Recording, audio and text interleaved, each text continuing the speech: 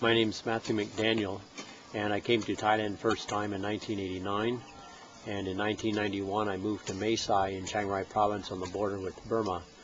And about a week after I arrived there to set up a small business, I met many of the Aka Hill Tribe people who began telling me about their lives and what was happening to them.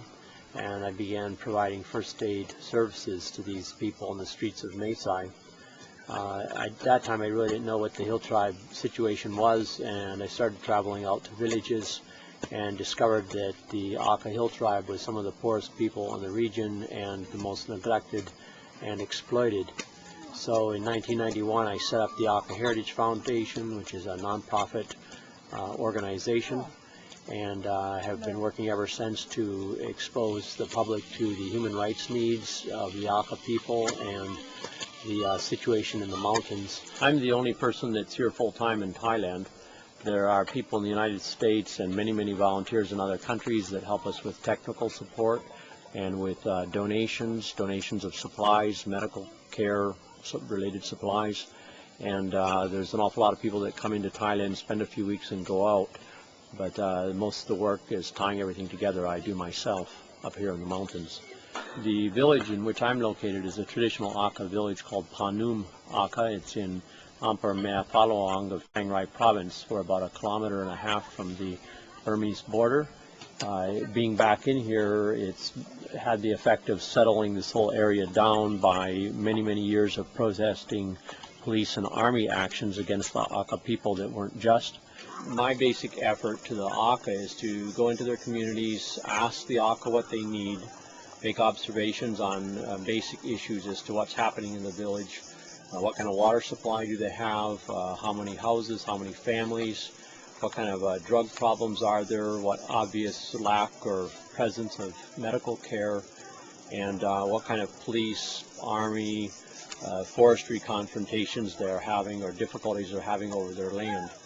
The specific purpose of the work is to protect the Aka at the current situation that they're in, and then try to repair some of the problem situations. So I don't do any development work.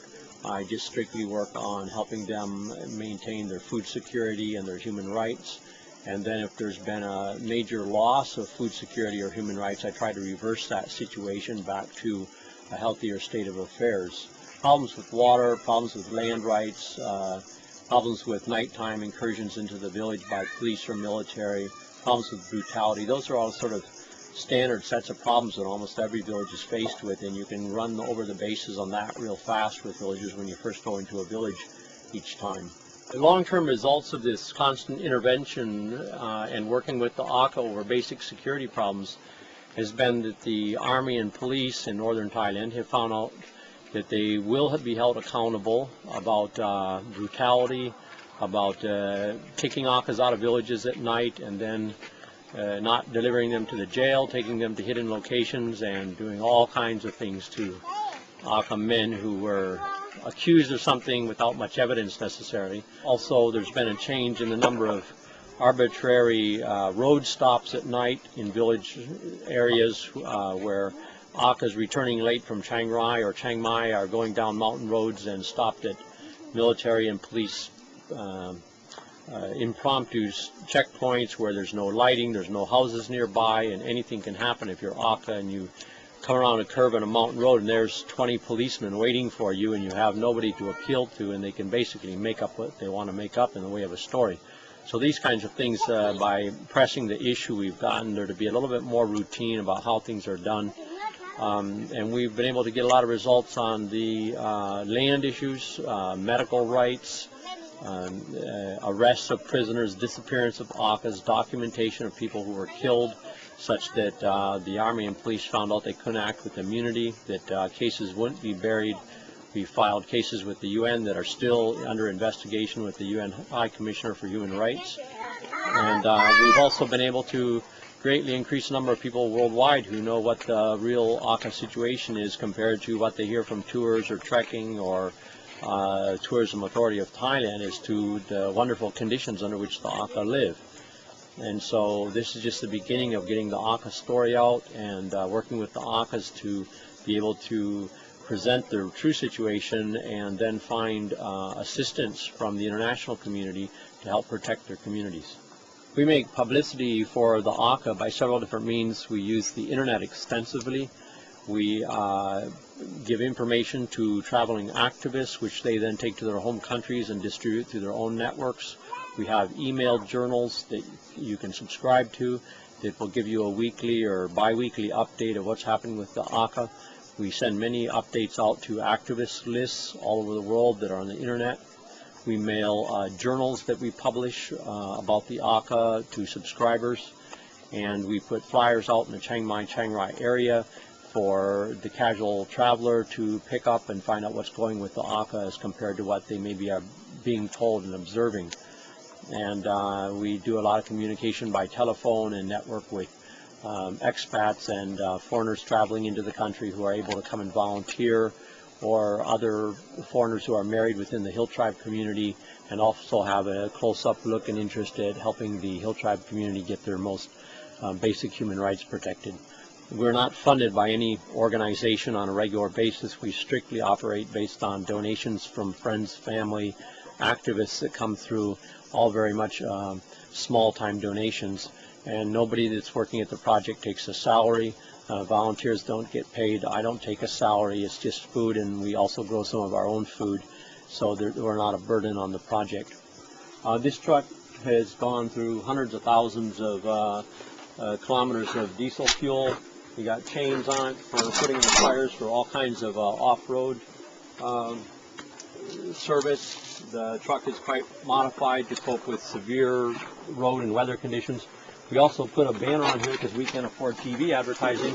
We put it on the truck, Missionaries Destroy Aquaculture. They hate this. Right after hating the sticker, Missionaries Suck, they hate this because this is real hard for them to argue with, because they can't take us to one village where they've converted and aquaculture is still intact.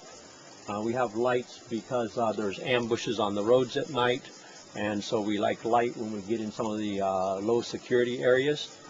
And we go through things like tires, shocks, springs, motors, and lots of diesel fuel. And that's why you don't see a big estate here with lots of buildings and infrastructure, is because most of the money that we get from donors we use getting into the ACA villages and finding out what's happening to the ACA. We do have one small concession, is a small office building for computers and volunteers that come up and be able to work online and help do research. We're lacking about $1,500 to put the roof on the building. And we have here a couple of huts that are built for volunteers, committed people who come up who have an interest to help the project. They can have their own place to stay, and they help with the organic gardening. We don't use any chemicals or fertilizers. And this is where we do all of our cooking, and the family lives and volunteers live. Well, this is our basic humble abode here.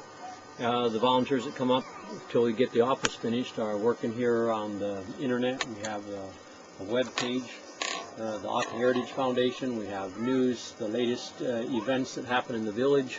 I come right back here when I'm done with notes and photography and video, and I feed them onto the website. All of our communications about what's happening with the ACA sort of start right here.